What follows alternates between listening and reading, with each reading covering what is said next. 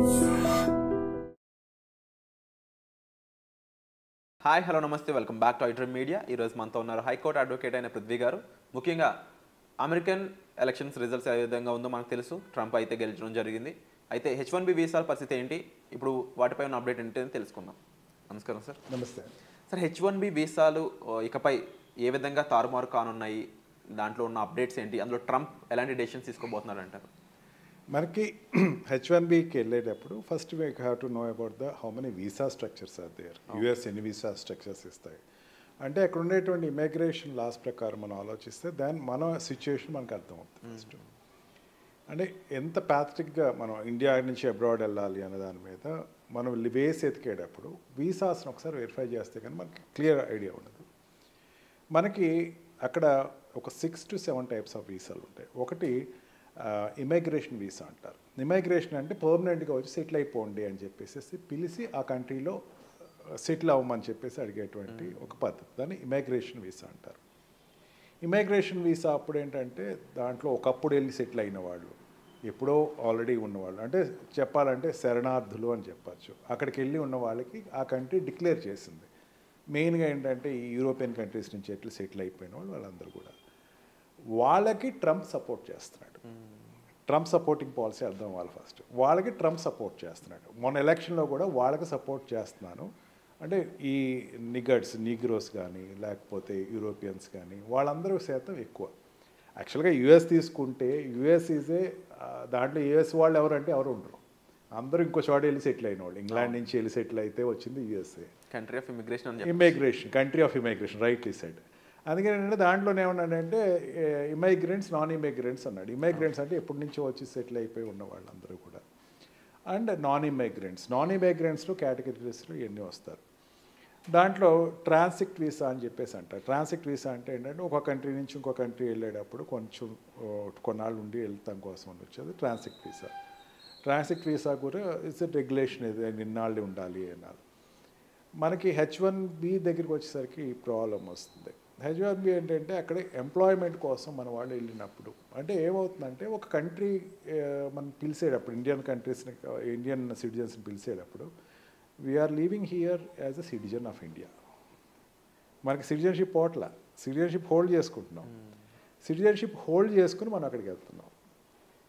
ఏమని చెప్తున్నాం, మన తెలుగు మాస్ లాంగ్వేజ్ చెప్పాలి, నిలవలు వెళ్తున్నాం మనం. నిలవలు వెళ్ళి అక్కడికి వెళ్ళి కొన్నాళ్ళు ఉండి మనం ఏదో సంపాదించుకుని మళ్ళీ వెనక్కి రావాలి. దానికి ట్రంప్ ఏం మాట్లాడాల, దానికేం ట్రంప్ వ్యతిరేకం ఏం కాదు.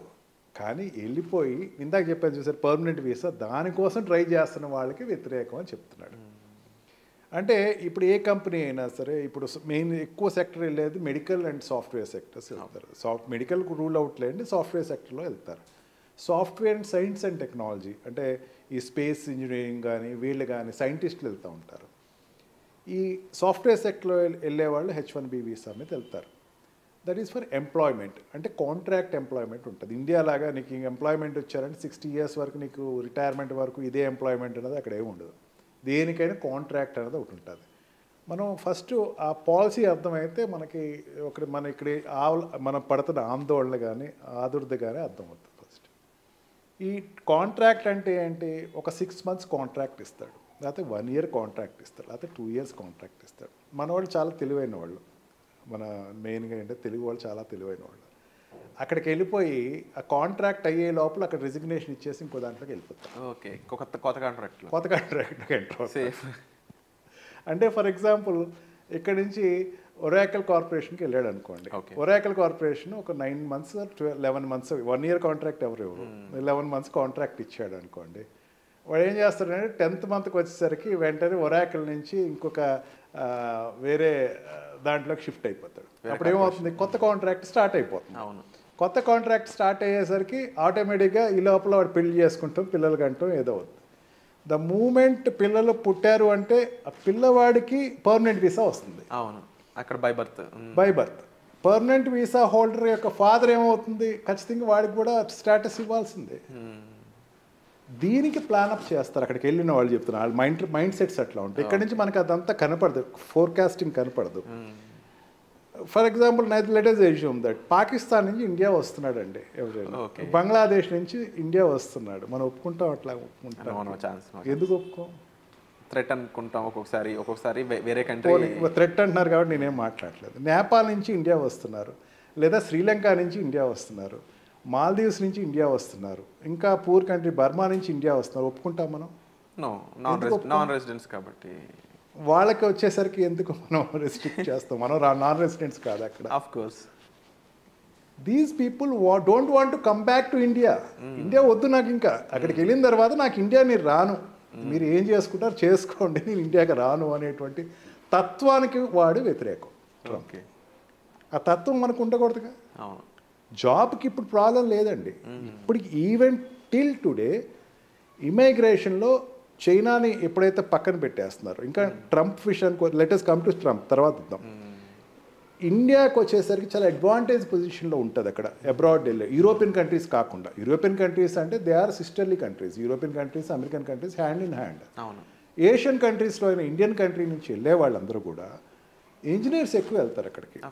ఇంజనీర్స్ వెళ్ళినప్పుడు ఏంటంటే అక్కడ ఉండేటువంటి జాబ్ ఆపర్చునిటీస్లో ఏదైతే ఉందో అక్కడ ఉండి వాళ్ళు జాబ్ చేసుకుని 6 months అయింది, 1 year అయిపోయింది, నువ్వు come back to India, there is no problem for you. పిల్లలు పుట్టారు, settle there is for them also no problem.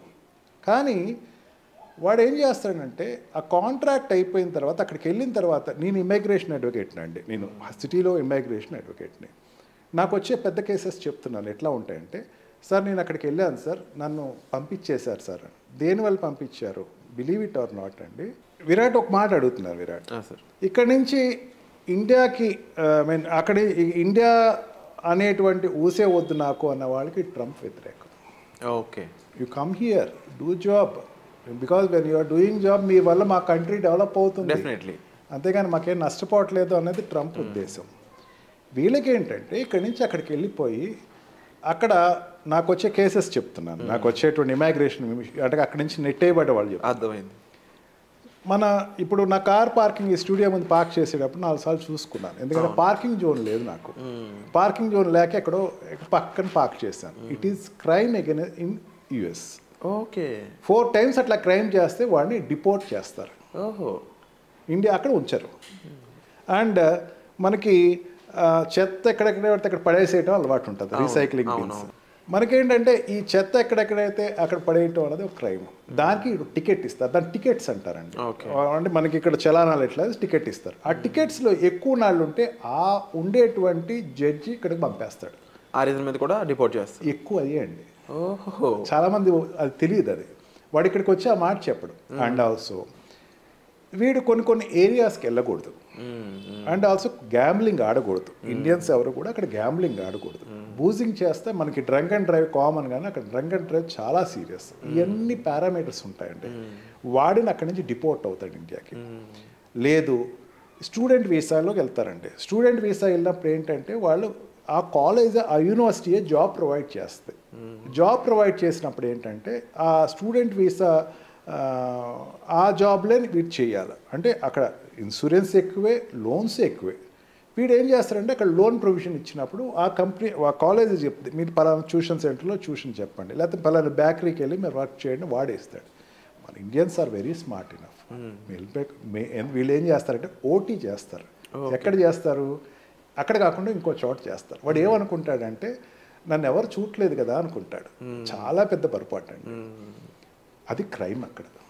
అక్కడ తెలిసినట్టు ఉంటే కనుక ఎక్కడ ఆపరండి వాళ్ళని. అక్కడ కూడా మాట్లాడు అవన్నీ వాడికి ఒక రికార్డ్ ఇచ్చి వాడు వచ్చేటప్పుడు సెకండ్ స్టేషన్స్లో, అంటే ఎక్కడైనా సౌదీ కంట్రీస్లో కానీ లండన్లో కానీ ఫ్లైట్ మారే జోన్ ఉంటుంది కదా, అక్కడ వాడికి ఒక టికెట్ ఇస్తాను. You are deported from US, you cannot come back to US. Okay, complete checkmate లాగా. చెక్మేట్. దీనిని ట్రంప్ టైటన్ అప్ చేస్తున్నాడు. ఇది మనకు కొంచెం ఇబ్బందిగా ఉంది. అండ్ డిపెండెంట్ వీసా అంటే ఇది వరకు ఏంటంటే ఇప్పుడు తగ్గింది. ఇది వరకు ఏంటంటే ఎవరో అక్కడ అమ్మాయిని చేసుకుంటాం, ఆ అమ్మాయి ప్రకారం వెళ్ళిపోవడం, అక్కడ డైవర్స్ తీసేసుకుంటాం. డైవర్సెస్ సిస్టము ఈ సిస్టమ్ అక్కడ ఇచ్చేస్తుంది. కాబట్టి ఎవరున్నారు అంటే ఇప్పుడు 3 పారామీటర్స్ చెప్పాను కదా విరాట్ మీకు. స్టూడెంట్ కంప్లీటెడ్ దేర్ డిగ్రీ ఏం చేయాలి? ఇండియా వచ్చేయాలి వెంటనే. వాడు రాడు, వాడు అక్కడే వాడి వీసా ఎక్స్పైర్ అయిపోద్ది. వాడు వీసాని పాస్పోర్ట్ని పెట్టుకుని ఎక్కడో దొంగచాటుగా ఉంటాడు. అట్లా ఉండేవాళ్ళు thousands and thousands of children ఉన్నారు అక్కడ. ఓహో. అండ్ సెకండ్ వర్డ్ ఏంటంటే ఇందాక చెప్పాను చూసారా మీకు, ఈ టెంపరీ వీసా మీద H1B వీసా మీద వెళ్ళిన వాళ్ళు ఏంటంటే వాడు జాబ్ అయిపోయింది, నెక్స్ట్ జాబ్ రాలా, కానీ అక్కడి నుంచి ఇండియా రాడు. అక్కడే ఒరేకల్ అనుకున్నాం కదా, ఒరేకల్ 11 months కాంట్రాక్ట్ అయిపోయిందండి. 9th month 10th month next job రాలా, 11th month వరకు కాలయాపన చేశాడు. 11th month అయ్యేసరికి కాంట్రాక్ట్ అయిపోయింది కదా, వాడికి వెంటనే ఎగ్జిట్ పర్మిట్ ఇచ్చేస్తుంది. ఎగ్జిట్ పర్మిట్ తీసుకుని ఏం చేయాలి, కామ్గా ఎయిర్పోర్ట్కి వచ్చేసి ఇండియా వచ్చేసారు. వాడు రాడు, అక్కడే ఏం చేస్తాడు, ఎగ్జిట్ పర్మిట్ తీసుకుని అక్కడ ఒక స్టేట్ నుంచి ఇంకో స్టేట్, అంటే ఇక్కడ ఆంధ్రప్రదేశ్ నుంచి తెలంగాణ, తెలంగాణ నుంచి తమిళనాడు, ఇట్లా ఉండదు అక్కడ ఏవి. ఏ స్టేట్ ఆ స్టేట్ ఒక కంట్రీ. అక్కడ ఫెడరల్ కంట్రీస్ అవి, ఫెడరల్ స్టేట్స్ కాబట్టి ఒక కంట్రీ లాగా వాళ్ళ స్టేట్ పాలసీ వాళ్ళకే ఉంటుంది, పక్క స్టేట్ పాలసీ వాళ్ళకే ఉంటుంది. అంతేగాని ఇట్ ఈస్ నాట్ ఎంటైర్గా యూనియన్ ఇండియా రూల్ చేసినట్టు అక్కడ రూల్ చేయదు. ఆ ఫెడరల్ స్టేట్స్లో ఏం చేస్తాడంటే వాడు ఈ స్టేట్ నుంచి తప్పుకొని ఇంకొక స్టేట్కి వెళ్ళిపోతాడు. పాలసీస్ అనుకూలంగా ఉన్న స్టేట్కి వెళ్ళిపోతాడు. వాడికి తెలియదు డెస్టినీ, వాడు వెళ్ళిపోతాడు అంతే. అక్కడ ఏదో ఒకటి దొరకపోదా, మనకి ఎక్కువ ఫిలిం నాలెడ్జ్లోనే ఉంటాం కదా మనందరం, ఏదో జాబ్ దొరకపోదా, ఎవడో హీరో వస్తాడు వచ్చి మనం సేవ్ చేస్తాడు, అక్కడికి వెళ్ళిపోయే వాళ్ళందరినీ వెనక్కి పంపించేస్తాను అని ట్రంప్ ఇచ్చినటువంటి ఒక స్టేట్మెంట్. ఓకే, సో ఇది మనకి ఇబ్బందికరంగా మారే ఛాన్సెస్ చాలా. ఇప్పటివరకు ఏంటంటే ఈ గవర్నమెంట్ వాళ్ళు ఏమంటారంటే దీనివల్ల ఏమవుతున్నారు, మెసిబీస్, యాక్చువల్గా మెసిబీస్ అండ్ ఈ నిగర్స్ వీళ్ళందరికీ మన వాళ్ళు ఏం చేస్తున్నారు, అక్కడ చిన్న చిన్న ఉద్యోగాలు చేస్తున్నారు. చిన్న చిన్న ఉద్యోగాలు అంటే వీడు ఏం చేస్తున్నాడు, ఇక్కడ ఐఐటి రాలేదు, ఎన్ఐటి రాలేదు, పెద్ద ఇంజనీరింగ్ కాలేజ్లో జాయిన్ అవుతాడు విరాట్. జాయిన్ అయిన తర్వాత అక్కడికి వెళ్ళి జాబ్ చేస్తాడు. వీడి ట్యాగ్ లైన్ ఏంటి, ఐఎమ్ ఎన్ ఇంజనీర్. +2 తర్వాత ఏంటి 4 years అంటే +6 వీడు ఇంజనీరింగ్లో ఉంటాడు.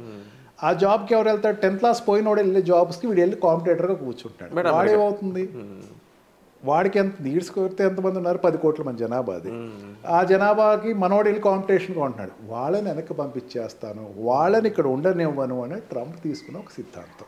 వాళ్ళ సైడ్ నుంచి చూసినప్పుడు ఇందులో ఎటువంటి తప్పు కానీ ఎక్కడా లేదు. అండ్ డెఫినెట్లీ దీనికి సంబంధించి ఇంకా ఎంతో ఇన్ఫర్మేషన్ అనేది మనం షేర్ చేయాల్సి ఉంది సార్. అండ్ డెఫినెట్లీ ఇలాంటి ఇన్ఫర్మేషన్ కోసం మీరు డిస్ప్లే అవుతున్న నెంబర్స్ కాల్ చేసి సార్ మీరు డైరెక్ట్గా కన్సల్ట్ చేయొచ్చు. అండ్ తప్పకుండా మీకు రైట్ ఇన్ఫర్మేషన్ అనేది ఇవ్వడంలో సార్ ఎప్పుడు ముందుంటారు. ఇక దీనికి సంబంధించి ఇంకా ఎన్నో ఎపిసోడ్స్ మీకు కావాలనుకున్నట్లయితే కామెంట్ సెక్షన్లో వీటిపై మీ అభిప్రాయం మెన్షన్ చేయండి. Thank you so much. Thank you.